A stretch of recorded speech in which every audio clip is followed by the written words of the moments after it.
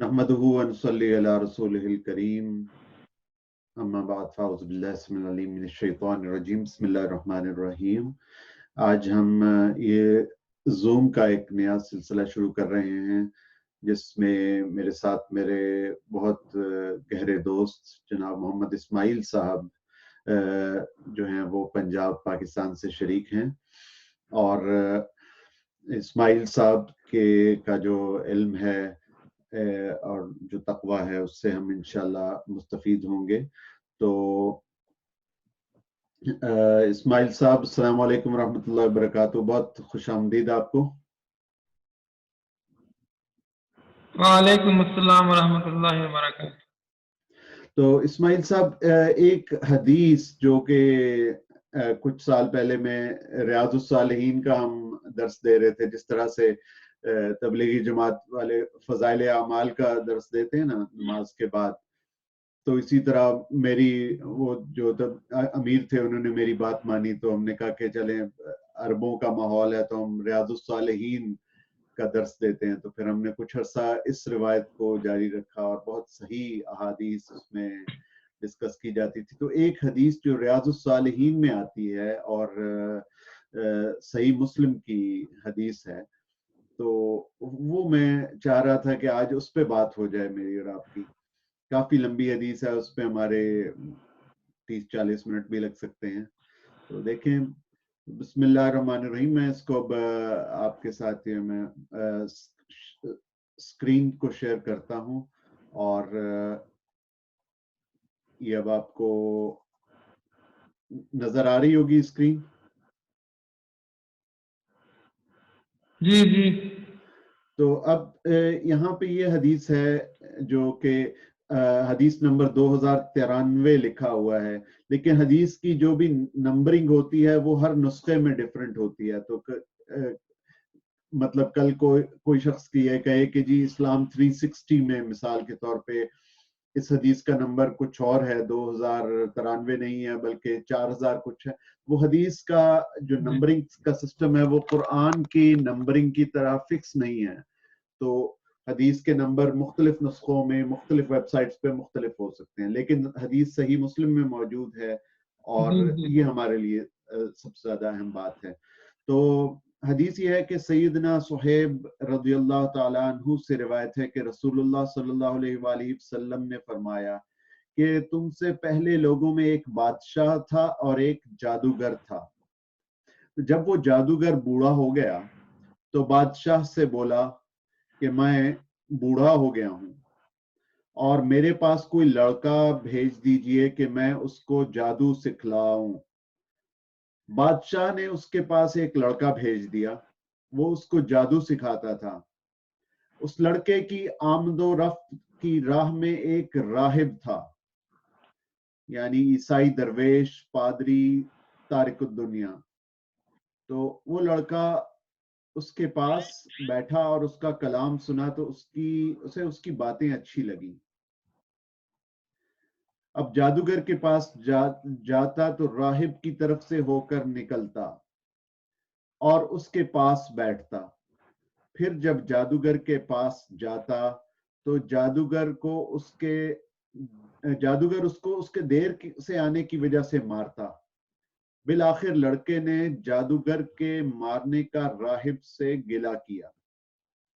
तो राहिब ने कहा कि जब तू जादूगर से डरे तो ये कह दिया कर कि मेरे घर वालों ने मुझे रोक रखा था, और जब तू अपने घर वालों से डरे तो कह दिया कर कि जादूगर ने मुझे रोक रखा था। इसी हालत में वो लड़का रहा और कि अचानक एक बड़े दरिंदे पर उसका गुजर हुआ। एक बड़ा दरिंदा उसके पास से गुजरा और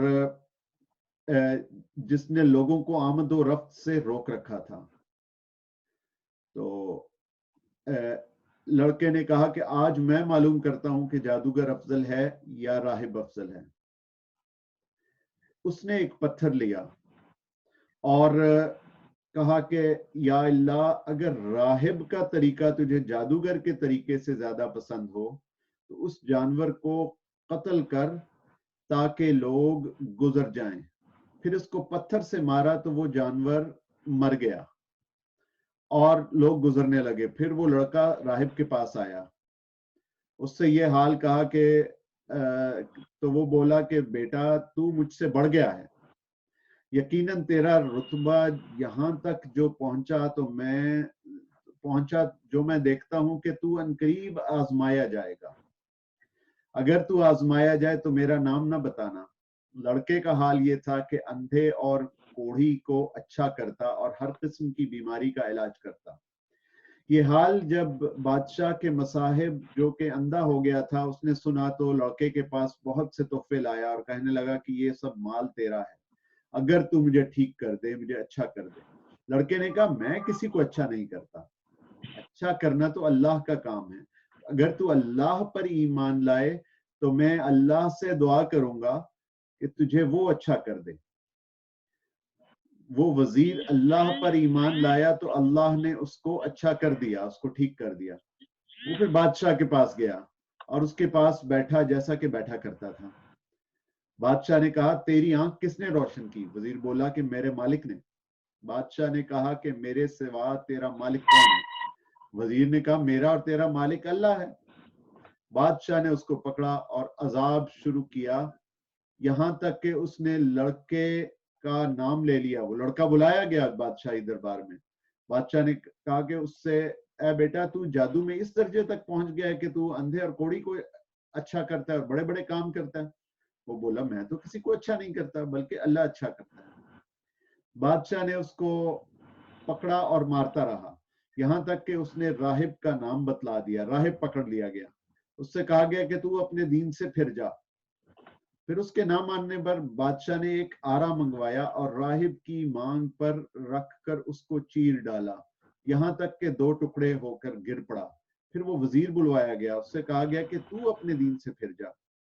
اس نے بھی نہ مانا تو اس کی مانگ پر بھی آرا رکھا گیا اور چیر ڈالا یہاں تک کہ 2 ٹکڑے ہو کر گر پڑا. پھر وہ لڑکا بلایا گیا, اس سے کہا کہ اپنے دین سے پلٹ جا. اس نے بھی انکار نہ کیا. اس کو اپنے چند ساتھیوں کے حوالے کیا اور کہا کہ اس کو فلاں پہاڑ پر لے جا کر چوٹی پر چڑھاؤ, اور جب تم چوٹی پر پہنچو اس لڑکے سے پوچھو اگر وہ اپنے دین سے پھر جائے تو خیر, نہیں تو اس کو دھکیل دو. وہ اس کو لے گئے اور اس پہاڑ پر چڑھایا. لڑکے نے دعا کی کہ یا اللہ تو جس طرح تو چاہے مجھے ان کے شر سے بچا. پہاڑ ہلا, وہ لوگ گر پڑے, لڑکا بچ گیا. لڑکا بادشاہ کے پاس چلا آیا. بادشاہ نے پوچھا کہ تیرے ساتھی کہاں گئے؟ اس نے کہا کہ اللہ تعالیٰ نے مجھے ان کے شر سے بچا لیا. پھر بادشاہ نے چند ساتھیوں کے حوالے اس کو کر دیا اور کہا کہ اس کو ایک کشتی میں دریا کے اندر لے جاؤ, اگر اپنے دین سے پھر جائے تو خیر, ورنہ اس کو دریا میں دھکیل دینا. تو وہ لوگ اس کو لے کر گئے اور لڑکے نے کہا کہ یا اللہ تو مجھے جس طرح ان کے چاہے ان کے شر سے بچا لے. کشتی الٹ گئی, لڑکے کے سوا سارے ڈوب گئے.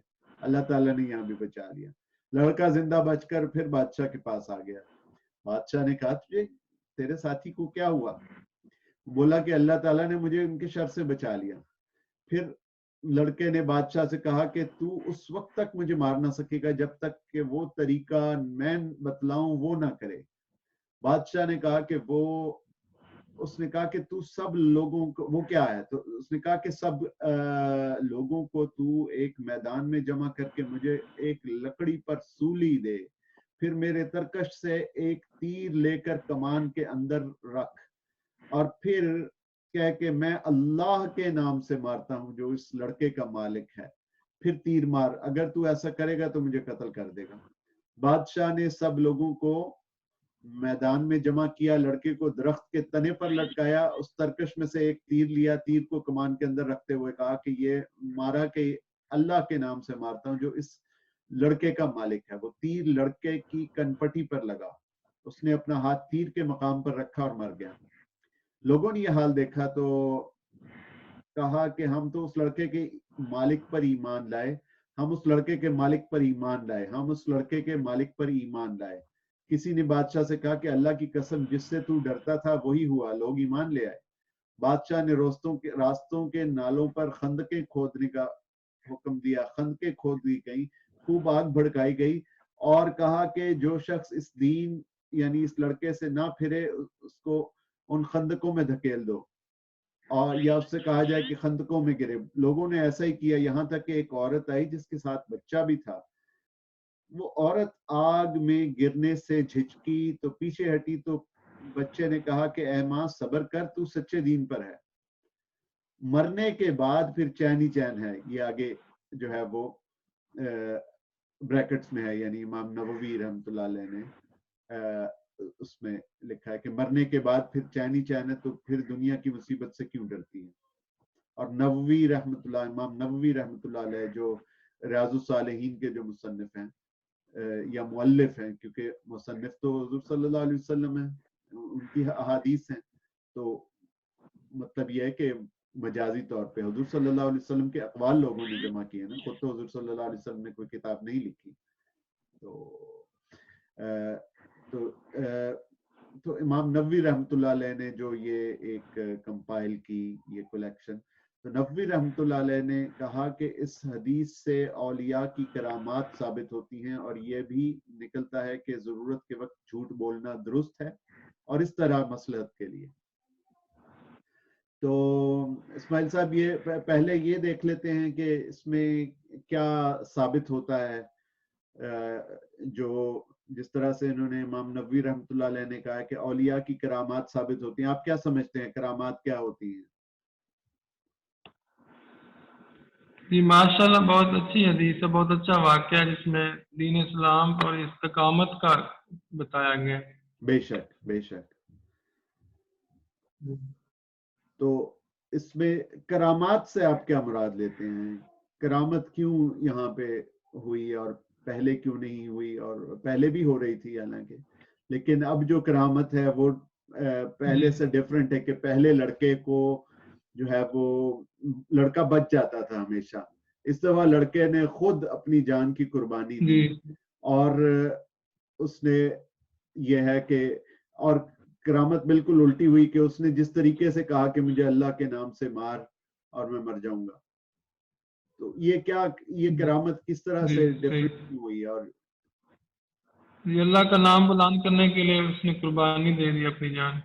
بے شک اللہ کا نام کو جو ہے اس نے بلند کرنے کے لیے، جو بھی کرامت ہوتی ہے اس کا اصل جو مقصد ہوتا ہے وہ اللہ کے دین کی اشاعت ہوتا ہے، اللہ کے نام کو بلند کرنا ہوتا ہے، اور کرامت کا کوئی مقصد نہیں ہے، اور یہ کوئی ضروری بھی نہیں ہے۔ اور کرامت جو ہے وہ کبھی بھی کرامت جو ہے وہ کوئی بھی ولی چاہے تو وہ کرامت سرزد نہیں، مطلب اس سے سرزد ہو جاتی ہے، وہ کرامت جو ہے وہ پیدا نہیں کر سکتا۔ تو کرامت جو ہے وہ کرامت جو ہے وہ ہو جاتی ہے، ایک ایسی چیز ہے، اور ہوتی کس لیے ہے کہ اعلاء کلمت اللہ کے لیے، کہ اللہ تعالیٰ کے کلمے کے اللہ کے اعلاء کے دین کی لیے۔ سربلندی۔ بے شک، تو اس میں اور کرامت ہونا کوئی ضروری نہیں ہے۔ اصل چیز یہ ہے کہ ہم دیکھیے جو علماء ہیں، جو تبلیغی جماعت والے ہیں، جو دعوت اسلامی والے ہیں، جو ہمارے مسلم مشنریز ہیں جو کہ عیسائیوں کو اور دیگر اقوام کو دعوت دے رہے ہیں، جو علماء ہیں ہمارے، ان سب کا مقصد ایک ہی ہے، علماء اور مشائخ کا کیا مقصد ہے؟ آپ بتائیے، آپ بتائیے کیا مقصد ہے؟ دین اسلام کا پھیلاؤ، اس کے سربلند۔ جی، دین اسلام کو پھیلایا دین جائے، اسلام کا پھیلاؤ اور لوگوں کو، اور جو لوگ پہلے ہی مسلم ہیں، مطلب یہ کہ جو تبلیغی جماعت والے دعوت اسلامی والے کر رہے ہیں، تو وہ تو پہلے ہی مسلمان ہیں، ان کو دعوت دے رہے ہیں، تو وہ ان کو کس چیز کی دعوت دے رہے ہیں؟ وہ دین پر استقامت ان کی قائم رہے، وہ دین پہ بالکل چلیں۔ یہی مقصد ہوتا ہے۔ کوئی بھی عالم ہو، کوئی شیخ ہو، کوئی گناہگار آدمی ہو میری طرح کا، تو ہم اگر کوئی بات کر رہے ہیں تو وہ یہی ہے کہ لوگوں کو قُوْ أَنفُسَكُمْ وَأَهْلِيكُمْ نَارًا، کہ اپنے آپ کو اور اپنے اہل و عیال کو جہنم کی آگ سے بچاؤ۔ اور اہلیکم میں ویسے تو اہل و عیال اس سے مراد ہے، لیکن اگر اس میں دوست احباب بھی آ جائیں تو یہ کہ ہم نے لوگوں کو بچانا ہے، ہم نے ان کو نیکی کی طرف اور رب سے ملانا ہے۔ تو رب سے ملانے کے لیے یہ کرامت ہوتی ہے. اب یہ جو آخری کرامت ہوئی اس میں یہ اس کو پیدا کرنے والا کون تھا اس کرامت کو؟ اللہ تعالیٰ. اللہ تعالیٰ. اگر وہ لڑکا چاہتا تو کسی صورت کرامت نہیں ہو سکتی تھی. جی. اور ہوئی بھی تب کیسے ہوئی کہ لڑکے نے کہا کہ اللہ کا نام لو, کسی غیر اللہ کا کوئی کسی قسم کا شرک نہیں آیا, نے کہا کہ اللہ کے نام سے مارو تو پھر میں ماروں گا. تو خالصتاً توحید کا درس دینا ہے میرے بھائی, توحید کی بات, ٹھیک ہے نا. اس کے بعد جو اگلی بات ہے وہ یہ ہے کہ جو اگلا جو سلسلہ تھا وہ یہ ہے کہ یعنی کرامت کی تو ہم نے بات کر لی. پھر جو ہم ایک چیز دیکھتے ہیں کہ وہ لڑکا جب وہ کسی کوڑی کے اوپر ہاتھ رکھتا تھا تو وہ اچھا ہو جاتا تھا, پھر مریض کا علاج کر دیتا تھا, اندھے کو اچھا کر دیتا تھا, کوڑی کو اچھا کر دیتا تھا. تو اس میں لڑکے کا کوئی کمال تھا؟ نہیں جی, اللہ تعالیٰ کا. اللہ تعالیٰ کا تھا. لڑکے نے تو بس لڑکا تو جا کے ایک شیخ سے ملا, ایک نیک آدمی سے ملا جو عیسائیوں کا ایک نیک آدمی تھا, راہب تھا, اور اس نے جا کے تو وہاں پہ اس کی صحبت اختیار کی. نیک لوگوں کی صحبت اختیار کرنی چاہیے. تو وہاں پہ اس کو جب وہ ایک نیک آدمی ملا اور اس سے اس نے کچھ ذکر اذکار پڑھے اور اللہ تعالیٰ نے اس میں کچھ روحانی قوتیں بیدار کر دی. لیکن وہ روحانی قوتیں کیوں بیدار کر دی؟ اس لیے تاکہ وہ لڑکا کوئی بہت بادشاہ بن جائے اور وہ جو ہے وہ مٹی کو سونا بنانے لگ پڑے. کیا یہ وجہ تھی؟ نہیں جی, اللہ کی دین کی بلندی کے لیے, اللہ کی دین کی بلندی کے لیے تھا نا یہ کام. تو اللہ کے دین کی بلندی, سربلندی کے لیے اس نے کیا, اور اللہ تعالیٰ کی مخلوق کی خدمت کے لیے. صرف دین کی سربلندی نہیں, خلق خدا کے ہم نے کام آنا ہے, ہم نے اللہ تعالیٰ کے لوگوں کے کام آنا ہے. تو اس نے جو ہے وہ اس لیے یہ سارا کچھ کیا کہ اللہ تعالیٰ کے لوگوں کے کام آ سکے, اور اللہ تعالیٰ نے اس کے ذریعے اس کو یعنی ایک روحانی معالج بنا دیا, اور اس سے اندھے اور جو کوڑ والے مریض تھے وہ ٹھیک ہونا شروع ہو گئے. جی. اب آگے سے اس نے کیا جواب دیا تھا جب وہ دیکھتا ہے کہ اندھے اور کوڑی ٹھیک ہو رہے ہیں؟ تو وہ لڑکا کیا کہتا ہے, آپ نے نوٹ کیا؟ جی, وہ اس نے ایک جانور کو بھی مارا تھا لوگوں کی بہتری کے لیے. جانور جی بالکل بالکل, اس نے ایک تو جانور مارا. تو اس سے یہ بھی پتہ چلتا ہے کہ جانور کو مار دینا یا اس طرح سے جو بھی موذی جانور ہو اس کو مار دینا چاہیے. اگر کوئی مثال کے طور پہ مچھر ہے, کوئی چوہا ہے, کوئی بھیڑ ہے, تو اس کو مار دینا چاہیے تاکہ لوگوں کو وہ اذیت نہ پہنچائے. اور پھر دوسرا یہ ہے کہ اس نے آگے سے کیا کہا, یا آپ دیکھیں نا کہ اے بیٹا تو جادو میں اس درجے پر پہنچا کہ اندھے اور کوڑی کو اچھا کرتا ہے, بادشاہ کہتا ہے, اور بڑے بڑے کام کرتا ہے. وہ بولا میں تو کسی کو اچھا نہیں کرتا بلکہ اللہ اچھا کرتا ہے. اللہ. تو آج اگر ہم کوئی چیز ایسی دیکھتے ہیں کہ کوئی صاحب ہیں جو کہ روحانی علاج کرتے ہیں, تو ان کو بھی واضح طور پہ کہنا چاہیے, اور کہتے ہیں جو لوگ ہمارے روحانی معالج ہیں, رقیہ شرعیہ کرتے ہیں, کہ اللہ اچھا کرتا ہے. میرے پاس تو لا حول ولا قوت الا باللہ العلی العظیم. ہم نے خالص توحید کا درس دینا ہے, اور ظاہر توحید کے ساتھ رسالت, حضرت رسالت مآب صلی اللہ علیہ وآلہ وسلم کی محبت اور اطاعت کا درس, یہ تو دینا ہی دینا ہے, اور یہ بھی توحید کے اندر ہی آ جائے گا. توحید کی بات ہم نے کرنی ہے کہ جو کرتا ہے وہ اللہ کرتا ہے, اور جو بھی اگر کوئی چیز کسی سے سرزد ہوتی ہے تو اس میں اللہ کا نام ضرور مینشن کرنا چاہیے, جس طرح اس لڑکے نے کیا کہ بلکہ اللہ اچھا کرتا ہے, میں نے تو کچھ نہیں کیا تو اللہ نے.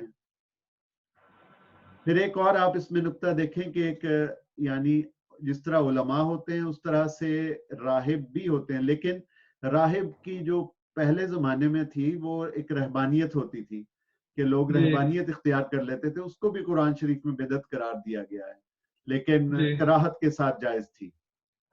اب تو یہ جائز بھی نہیں ہے، لیکن اگر چاہیں تو ایک مشائخ کا، پیر صاحبان کا، مرشدین کا ایک طبقہ ہے جو کہ اللہ کے ذکر کے ذریعے جو ہے وہ اللہ کا ذکر اس طریقے سے کرتا ہے کہ وہ اللہ تعالیٰ کے قریب پہنچے. اور پھر اگر اللہ چاہے تو، چاہنا کس نے ہے؟ اللہ نے. اگر اللہ چاہے تو اس سے کوئی کام لے لے کہ اس کے ذریعے مریضوں کو شفا ہونا شروع ہو جائے، یا اس کے ذریعے لوگ دائرہ اسلام میں داخل ہونا شروع ہو جائیں، یا اللہ کے قریب آنا شروع ہو جائیں. اس بندے کا کوئی کمال نہیں ہے.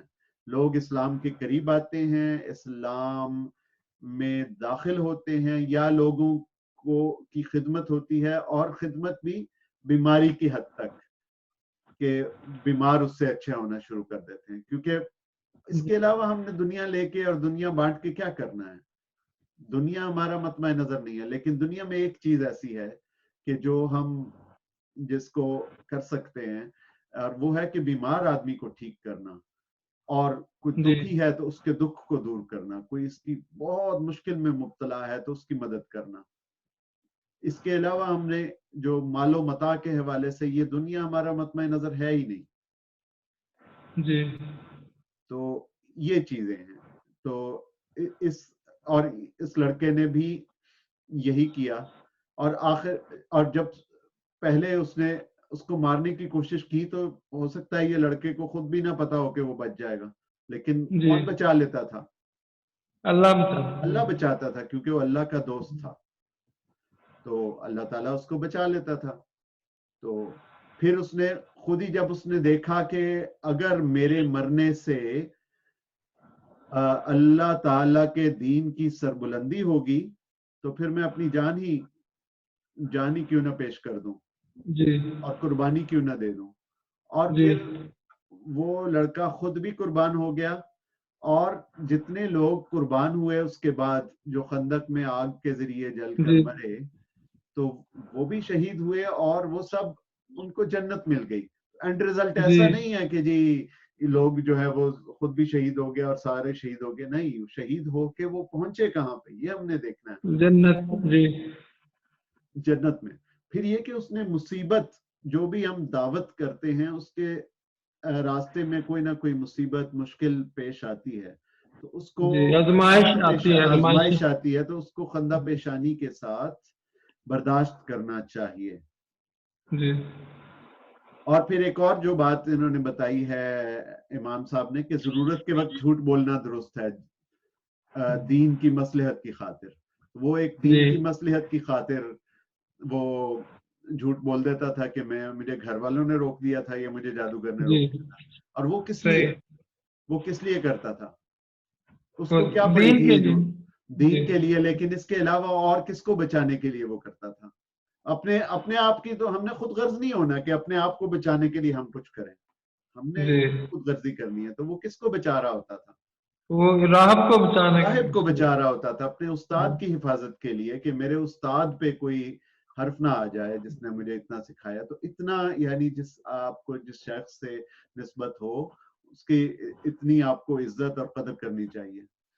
مثال کے طور پہ قائد اعظم سے متعلق کہتے ہیں کہ وہ ان کے پاس کسی، میرا خیال ہے گاندھی جی نے شاید تسلیم کر لیا کہ وہ مسلم لیگ کو ایک مسلمانوں کی نمائندہ جماعت کے طور پہ تسلیم کرتے ہیں، اور ڈاکومنٹ آ گیا وہ قائد اعظم کے پاس کسی طریقے سے، سائن کروانے والے راجہ صاحب محمود آباد تھے. تو اب قائد اعظم، لوگوں کو پتہ چل گیا، اب انگریز بھی آ گئے قائد اعظم کے پاس کہ ہمیں وہ ڈاکومنٹ دے دو کہ جس پہ گاندھی جی نے مسلمانوں کی ایک حیثیت کو تسلیم کیا ہے. قائد اعظم کو اس وقت مجبوراً جھوٹ بولنا پڑا امت مسلمہ کو فتنے سے بچانے کے لیے اور پاکستان کے حصول کے لیے، تاکہ پاکستان بن جائے. ویسے وہ کبھی جھوٹ نہیں بولتے تھے، لیکن انہوں نے کہا میرے پاس تو کوئی ایسا ڈاکومنٹ نہیں ہے، میرے پاس ایسا کوئی لیٹر نہیں ہے. اور ایسے میں کوشش یہ بھی ہونی چاہیے کہ اگر اس طرح جھوٹ بولنا پڑے جس طرح صدیقی صاحب فرماتے تھے کہ توریہ سے کام لیا جائے, کنایا سے کام لیا جائے. جی کہ مثال کے طور پہ اگر وہ جو ہے